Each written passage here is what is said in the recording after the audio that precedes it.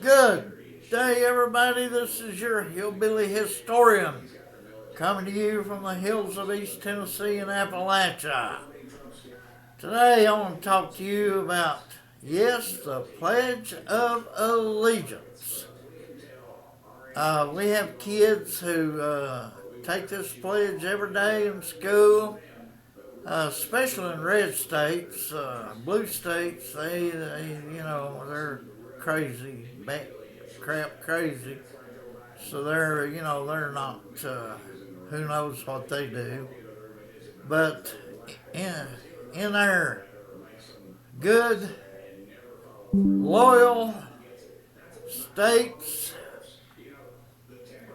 here in the U.S., red states, they really have their children take the pledge every morning in school. Here locally in our schools, they take the pledge every morning, and it's read over the intercom, and all the kids. But nobody knows where that pledge came from. Well, I am here to inform you about the truth of the Pledge of Allegiance. Now, originally, it was designed by a left-wing nut job by the name of Francis Bellamy. Now, Francis Bellamy, like I say, he was very liberal, left-wing. He had a brother named Edward Bellamy. Now, Edward Bellamy published a book back in the late 1900s. The title of it was Looking Backward. Now, Looking Backward is a communist manual for living in America. And it was a bestseller. Sold millions of copies. And it was a communist, radical, Marxist, left-wing, progressive manual on how to live in America by communist rules. But anyway, his brother Francis was also a left-wing nut job, and Francis was a minister, an ordained minister, and he got defrocked because he did not believe that Jesus was the Son of God. And subsequently, because of that belief, he helped start the Unitarian Church. You know, that's the church that they don't put up a cross, they put up a question mark. Because they don't know what the heck they believe. But Unitarians, yeah, they're a bunch of liberal, left-wing nut jobs who, if you're going to be a Christian, you gotta adhere to the Christian ideology. But no, they want to change everything. And so he helped start that Unitarian Church. You know, they don't burn a cross in your yard, they burn a question mark. But anyway, Francis Bellamy thought that every citizen of America, he was a unionist, and he thought everybody in America should have to take a pledge to their country. Pledge everything you are and everything you have to your government. So he adapted the pledge that Southerners had to take after the Civil War, after they lost the Civil War, the pledge they had to take to get their voting rights back. And so he took that pledge that Southerners had to take and made a pledge for our children to pledge their lives to our government. Now, it never, because he was a liberal left-wing nut job, it didn't have any reference to God in the original Pledge of Allegiance. And this Pledge of Allegiance was for you to serve your country and your government. And that's what liberals think. You should be a servant a vassal of your country, your nation, a peasant. And you should do whatever the government tells you to do, and you should dedicate your life to your government.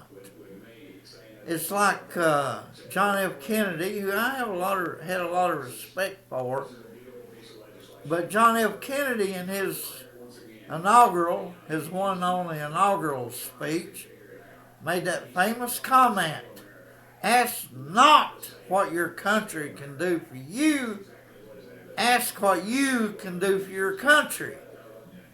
But that's socialism, progressivism, communism all the way. We're not here to serve our government.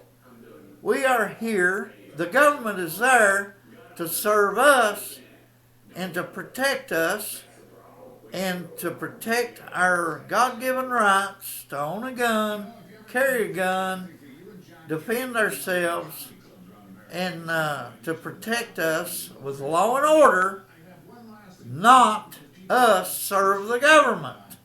We're not here to serve the government. The government's there to serve us.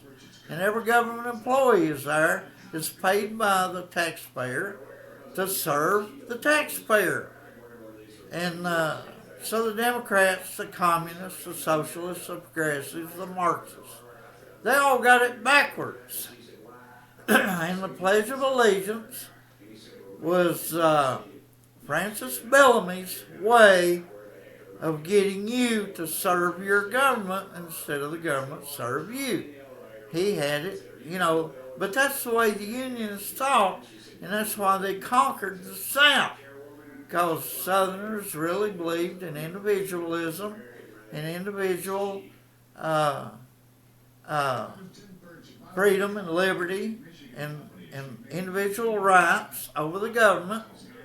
And that's why the North defeated the South and conquered us and made us lapdogs of the federal government. So there you go. And this allegiance was designed by Francis Bellamy to try to teach our children to be the lapdogs of their government and to be subservient to your government.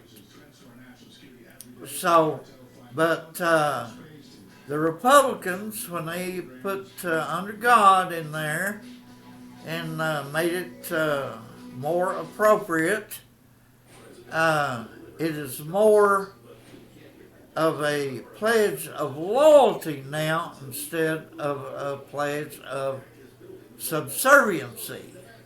So the inherent meaning of the Pledge of Allegiance has changed to where conservatives really do believe it is a pledge of loyalty, not of subservience.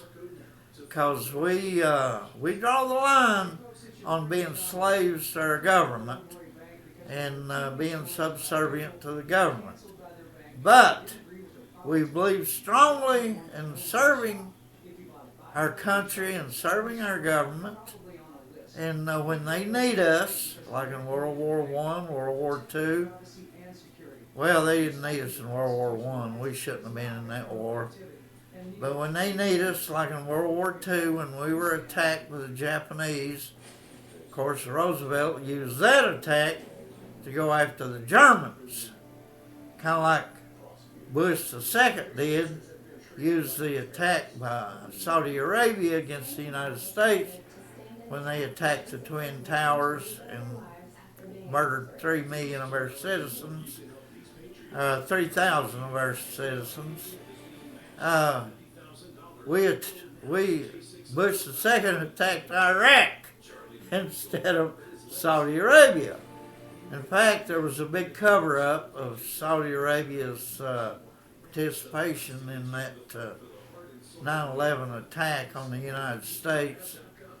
So, our government, we have the Pledge of Allegiance is a pledge of loyalty, not subservience, but regrettably, many in our government still prefer to lie to us and mislead us into areas for their own personal gain instead of that of our country.